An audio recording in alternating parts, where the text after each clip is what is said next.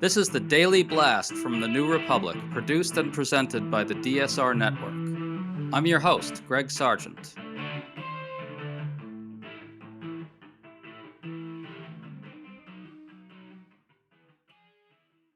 Donald Trump just got hit by some really terrible inflation numbers, and boy, is he in a rage about it.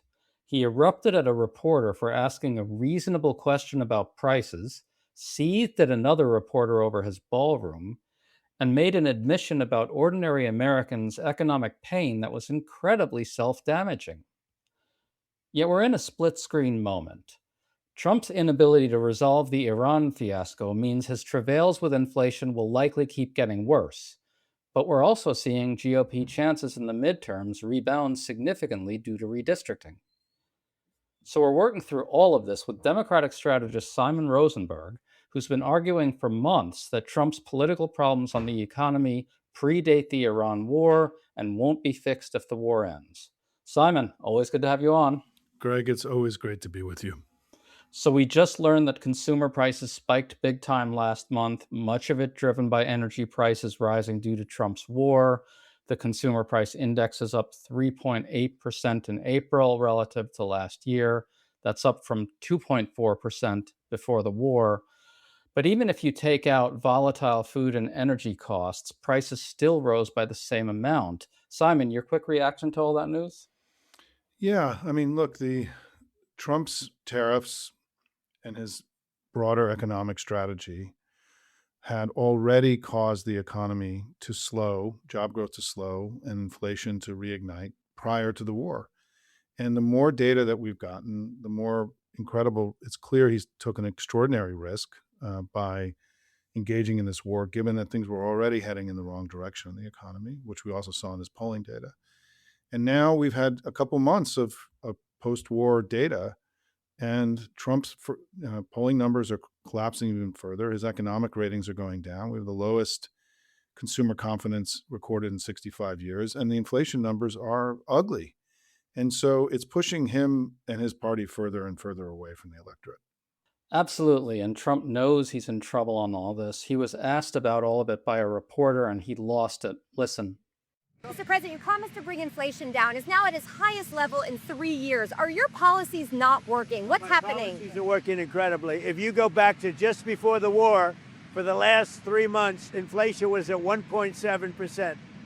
Now, we had a choice. Let these lunatics have a nuclear weapon. If you want to do that, then you're a stupid person, and you happen to be. I mean, I know you very well. So, Simon, I was unable to determine who this quote unquote stupid reporter is. But what's funny here is his anger over being asked whether policies are to blame, his policies. You could not ask for a clearer example of a president actually being to blame for economic conditions. It's never this clear. Tariffs, immigration, the war, the connection is absolutely inarguable. Your thoughts on that? Costs are up because of him. And I think the reason this has hurt him so much in the polls is that he promised otherwise. He promised to lower everybody's prices and costs and to make lives better for everybody. And he's done the exact opposite. And I think that that's part of the reason that he and his party are paying such a heavy price right now in polling. In the economic terms, he's done all these things, including cutting healthcare, that have hurt working people. And he gave himself a massive tax cut. And if you look at the tariffs, what the tariffs are is clearly a part of a strategy to shift the tax burden in the United States from wealthy people to working people. And so it's literally the case that he's done a series of things that have done enormous harm to working people, farmers, small business people, working people, and done a whole series of things to enrich himself and other wealthy people in America. It's about as clear cut as you can get, Greg. Well, look, you've been a Democratic strategist for a long time. And for Democratic strategists like yourself, one of the things about Trump has always been that he's really hard to hit on the economy. He's a billionaire, but he just comes across to a whole lot of people out there, especially low information voters, as some combination of an economic populist, as someone who's not like other Republicans on the economy. He very consciously had distanced himself from other Republicans on the economy in 2016. sort of did the same again in 2024. That plus the kind of deep cultural penetration of the image of Trump as this can-do guy who snaps his fingers and makes things happen. He's never been easily pilloried as a plutocrat. But now it sort of seems like precisely because of that, we all have a tough time getting our heads around the idea that maybe Donald Trump is perceived as out of touch on the economy. And he is perceived that way. Oh yeah. I mean, and I think your analysis is correct. I mean, in the 2020 election, despite the fact the economy was, in the toilet when Trump ran for re-election, Trump beat Biden with voters who said the economy was the number one issue by 81-18. And he also beat Biden by more than 10 points in the question of who would be better for the economy. Biden won the election because of COVID, but even though he had crashed the economy, his economic numbers stayed unbelievably high in the 2020 elections. And so, yes, you're right and I think in 2024, what happened, that part of what gave that extra veneer of this idea of that if you want to make more money, you go with Trump, which I think was very important, particularly in the Hispanic community and with younger voters who had just been through COVID and were worried about their economic lives. He also had Elon Musk and the tech bros, right, to sort of give that additional imprimatur of the people that were creating wealth and prosperity in America who were now on his side. And it was a very powerful kind of branding thing that he did. It's all unraveled now. And you're seeing this gradually. What happened is about, let's say, a month ago or 6 weeks ago, you started seeing polling where Democrats were more trusted on the economy, more trusted on inflation, on fighting for working people. And now in CNN, Democrats had significant leads, in all those measures, as opposed to just being up by a couple points. I don't know the trajectory of this, but I think we cannot underestimate the importance of what's happening with inflation right now. It is spiking at extraordinary levels. And the reason why it's breaking into Republican Party circles is that gas prices really matter for Republican voters, given that they live in more rural areas, they drive bigger cars. And so now this is crashing deeply into the MAGA world and it's breaking through the bubble. And that's why you're seeing his numbers come down even further.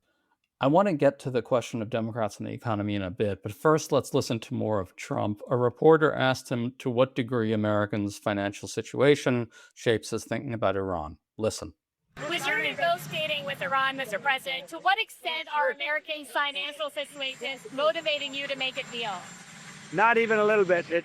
The only thing that matters when I'm talking about Iran, they can't have a nuclear weapon. I don't think about Americans' financial situation. I don't think about anybody. I think about one thing.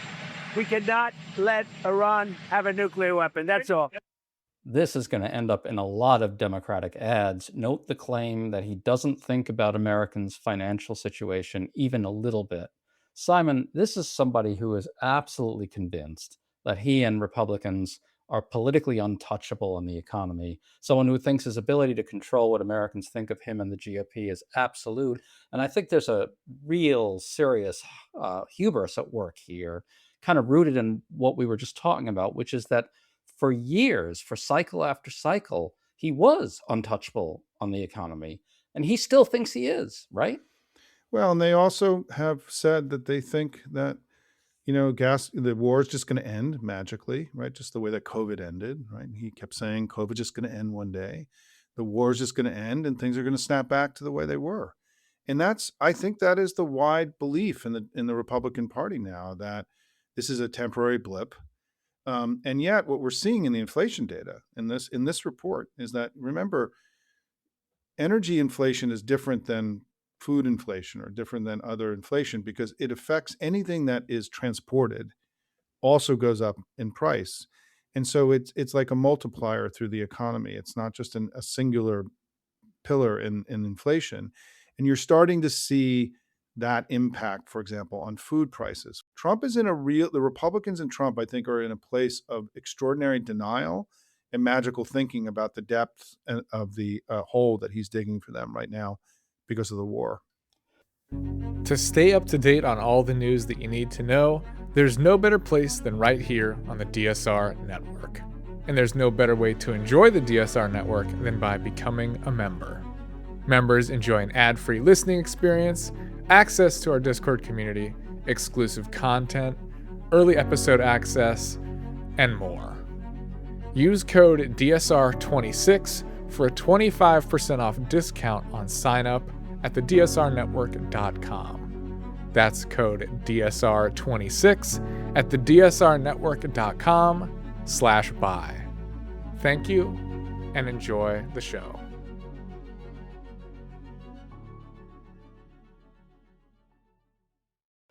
Well, not all the data shows that, unfortunately, and I want to get to that. We have this new CNN poll, which does contain brutal news for Trump and Republicans. Trump's approval on the economy is down to 30% among Americans, the lowest ever from either Trump term. 70% disapprove. Among independents, it's 21% approve to 79% disapprove. That's just extraordinary. Meanwhile, nearly 2/3 of Americans say Trump's policies have worsened economic conditions in our country. Abysmal. And yet, the CNN poll has the generic House ballot matchup at Dems up only 3 points. Simon, that could be wrong. The polling averages have Dems leading by 5 points or 6 points. But still, how do you square those findings? Where are you on the claim that we keep hearing that Dems are underperforming in the generic ballot given Trump's extraordinary unpopularity? I think the generic ballot has been all over the place. I mean, to be fair, there were 3 polls taken in the last few weeks that had the generic ballot up at high single digits and double digits for the Democrats. It's been more choppy and bouncy than I remember in recent election cycles. But certainly, look, there's two in a potentially wave election which we may be in. There's 2 different dynamics, right? You can win an election just on them being sick of the party in power and have the election that you want to have. We've been having test cases around the election and all these special elections and other elections over the last 16 months, and things have been going very well for the Democrats. But obviously, it would be better if we also had a short, clear agenda about what we would do when we got back into power. And I think that agenda is available to us. Things like we would get rid of the tariffs, which would lower your prices, right? We would, restore some of the healthcare cuts so you can afford healthcare again. These are not big, complicated things that we can run on that are necessary things for us to do. And my hope is that the House and Senate Democrats come together around a simple agenda of the things that we'll do when we get back into power, as we did for example, in the 2006 midterm. We had 6 for 06 was the plan that Pelosi put out, which were the 6 things that Democrats committed to do. There's different schools of thought in the family about this, but I'm in the camp that I think it would be smart for us to put out a simple, clear agenda about how we're going to make people's lives better, and then fight like hell when we're in power to implement it. You just brought up the tariffs and Democrats, and I want to home in on that for a second. This is something you've talked about as well.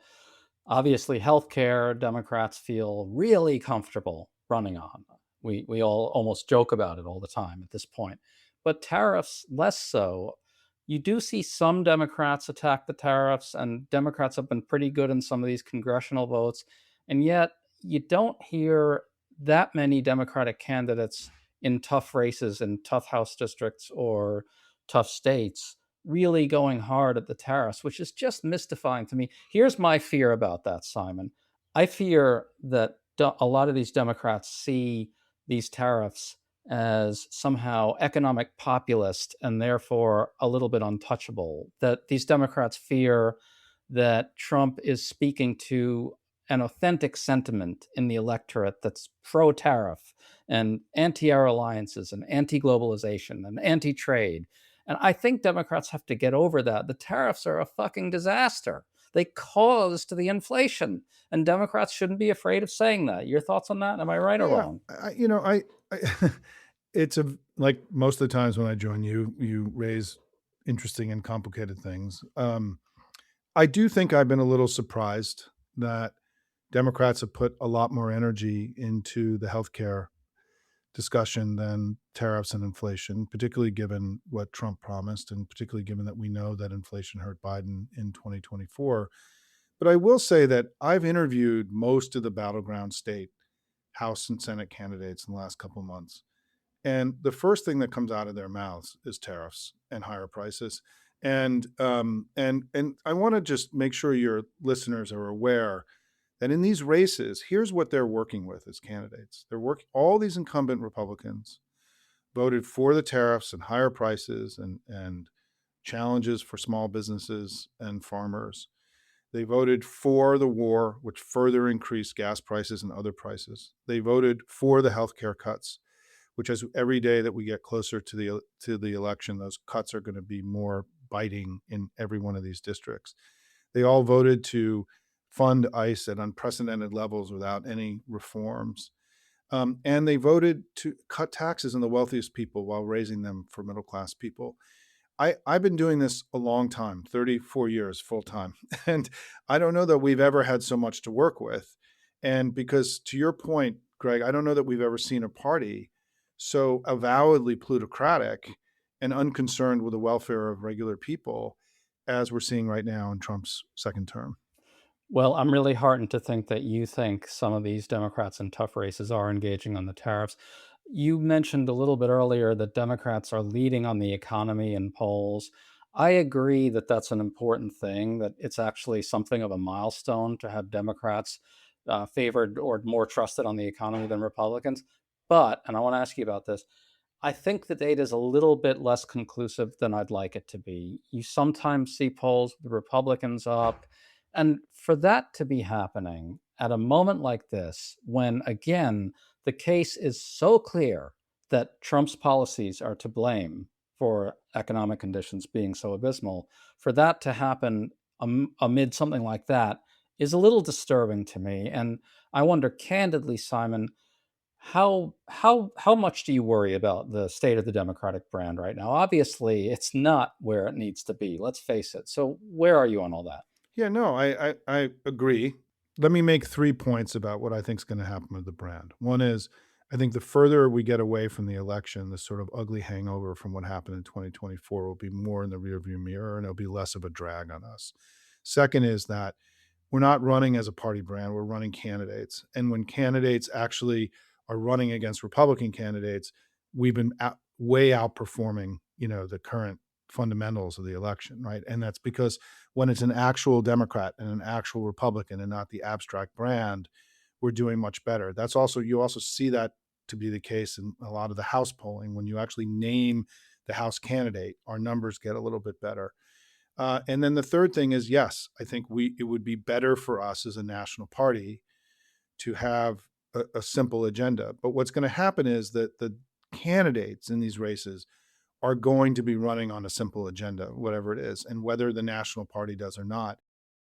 Here's more of Trump. Here he starts talking about his ballroom being under budget, and then a reporter says the costs have doubled. Listen to what happens next. We're right now on budget, under budget, and ahead of schedule. I doubled the size of it, you dumb person. It's double the size. You are not a smart person. Simon, just to close this out, one thing I don't quite get is why isn't there more discussion of what a political disaster the ballroom is for Trump and Republicans? We just learned that vulnerable Republicans don't even want to vote for the thing, which is pretty staggering. It's not often that Republicans break from Trump, and here on something like the ballroom, even though there was an alleged assassination attempt, and even though the entire right wing used that assassination attempt as propaganda for the ballroom, none of it worked, and Republicans are running from the project. That's a political catastrophe for them, no?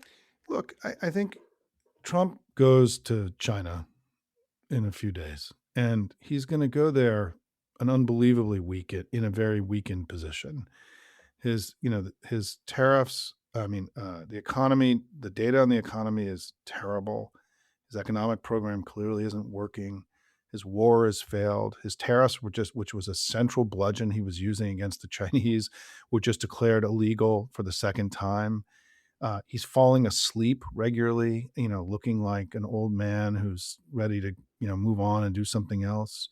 Once it becomes clear and understood by all that this war was a failure, as opposed to it like people, and it did enormous harm to our economy and to our standing in the world, it's going to further drive Trump away from the American people. So, listen, I am optimistic by nature. I think if you've been in politics for a long time, you have to believe that you can make things better, right? That you can improve people's lives, that you can improve the standing of your party.